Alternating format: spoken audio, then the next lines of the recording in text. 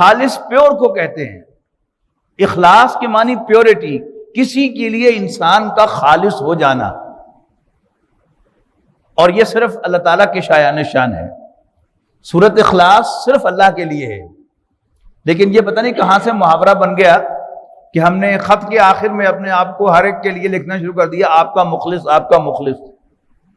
हालांकि ये अल्लाह ताला की शान है कि उसके लिए इंसान खालिस हो जाए, कि जिसमें कोई इम्प्योरिटी, जिसमें कोई इशारिया 1% भी मिलावट ना हो, खालिस अल्लाह के लिए होना। ये क्या है? ये इखलास है।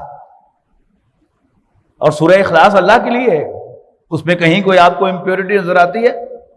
कुल हुवल्लाहु अहद अल्लाहुस समद लम यलिद वलम यूलद वलम यकुल लहू कुफुवन अहद। कोई किसी भी तरह उसका हमसर नहीं है।